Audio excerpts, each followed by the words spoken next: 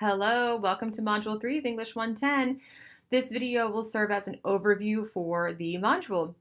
On September 10th, this module will open at 8 a.m. On September 11th, you have a WP withdrawal pass deadline. If you want to withdraw pass from this course, this is the latest date that you can do that, though I hope all of you stay. After that, it's a WF. On September 12th at 11:59 p.m., your original response to the discussion prompt is due. On Friday, your responses are due. And then on Sunday, the 16th, your assignment 3 is due. So just remember, everything's due by 11:59 p.m. I'll go over these readings with you when we move down in the module. So the objectives here, you can read through these at your own time, but do know that this is where we transition into poetry. So the nature of this course is designed to look at fiction, poetry, and drama. And then, of course, we sort of have this middle space between fiction and nonfiction with our book, Stiff, The Curious Life of Human Cadavers. So we'll be looking at that. We'll move it back into Stiff in a little bit, but right now we're going to take a pause and look at poetry. I know poetry can be a little polarizing, so I hope that we all gain something from it. Maybe develop a little more appreciation for it if you are maybe on the side that you don't love it as much, and for those of you that do love it, even develop more appreciation for it. So the to-do list here, complete Module 3 readings, complete the Module 3 discussion, and of course, complete the Module 3 assignment. And then the last bullet here says, have a great week. So here's a little more information about your readings. It starts off with a little clip from Dead Poets Society, so you can watch that. Just a little segue into poetry. The genre readings are listed here. These are from your textbook. So you don't need to read every single poem that's in the book. The page numbers here are the ones that have information specifically about poetry. But within that mixed in is a lot of poems. Of course, you can take time and read through those, but what I'm really hoping for you to do, especially since we're in a 7-week course and there's not a lot of time, is to read the information that tells you about, for in this case, say, speaker, situation, setting, theme and tone, language, picturing, symbol, and the sounds of poetry.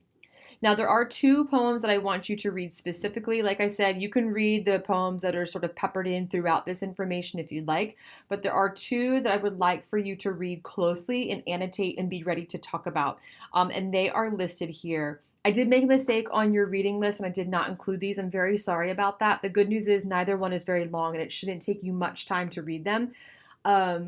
The one thing to remember about poetry is you can't just read it once. That's true for anything that we read. We need to read it a few times. So make sure that you read these a couple times and really annotate and ask questions, jot down information. Take the information that you learn here from the genre reading and apply it to these 2 poems. And then, of course, we'll have our Module 3 discussion. You will need to have read and annotated and really given some thought to these 2 poems to be able to participate in the discussion. So make sure that you do that before you jump into the discussion board. The guidelines are all the same here, so none of this should be much of a surprise, but you can read through them here. And then for our assignment this week, I have something a little bit different. I'm calling this the video confessional, which kind of dates me. That's from, I don't know if you guys remember The Real World when they would do the video confessionals, way back a million years ago in the 90s.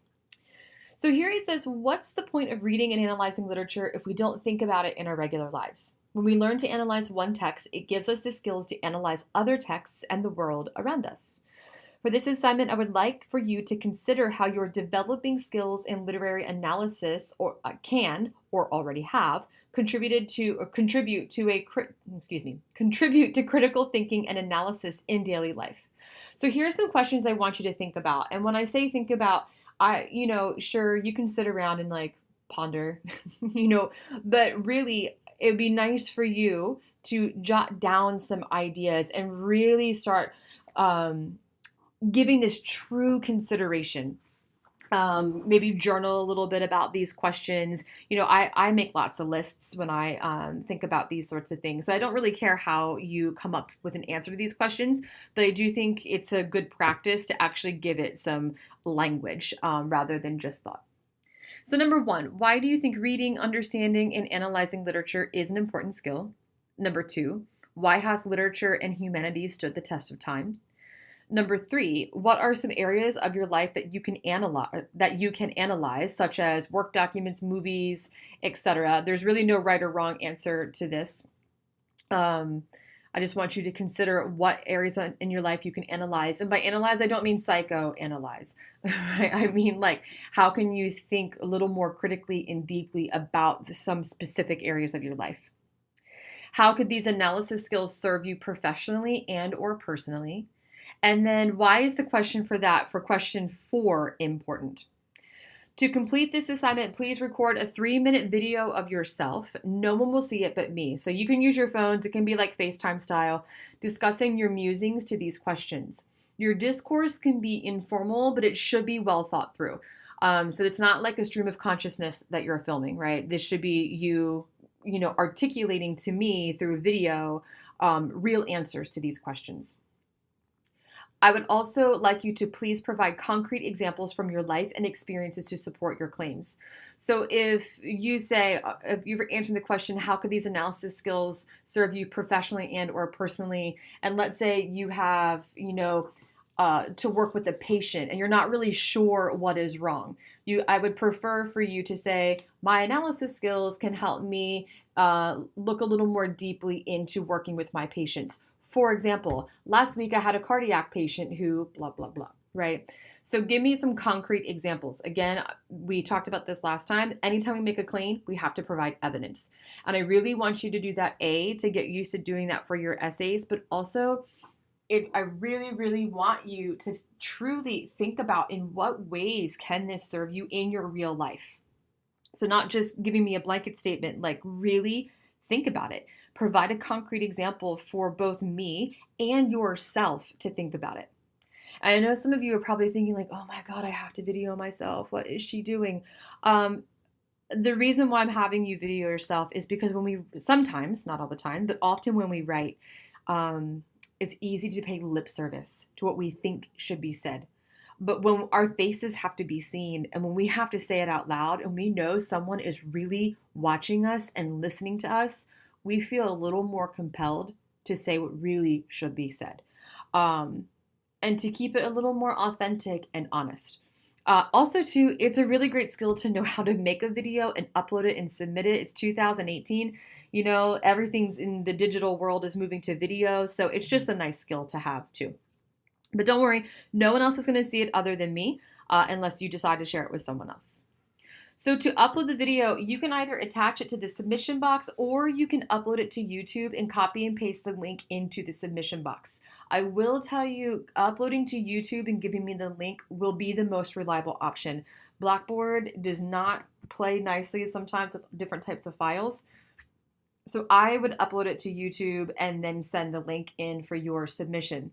If you upload it to YouTube and you don't want the world to see it, just make sure you click private. So that way no one will see it unless you give that person the link. So the grading here, it's pass-fail. You must meet all of the requirements and address the prompt. Here, I don't necessarily care if you answer question 1, answer, question 2, answer, question 3, answer. You can keep it maybe a little more natural, a little more fluid, but I do want you to basically touch on all of these questions. So just make sure that you're addressing the questions. Additionally, you must provide evidence from your life to support your claims. The assignment must be completed on time and the video must be working. So please make sure you do this early in case you have some tech problems and the video is not working. If I go to use your video and I can't watch it, you're not going to pass the assignment. So please make sure that the video you upload or the link you send me is working. This is due Sunday. I would have it done by Friday night, so that way you have the whole weekend to figure it out if it's not working. So that's your module for the week. If you have questions, you know how to find me. I think about half of you have joined the group me. For those of you that haven't joined, you don't have to join if you don't want to, but I do recommend it because, let's say you have questions throughout the week about this video assignment and you don't know what to do. You can reach out in real time and get answers in real time because it's going to go to my phone and everyone else's phone who is in the group me group. So please join us if you'd like to ask questions. I noted in the group me app already that It doesn't have to be all business all the time. If there's something fun you want to share, you can. It's part of our community. I hope that you join. Otherwise, have a great week, and we will talk soon. Bye.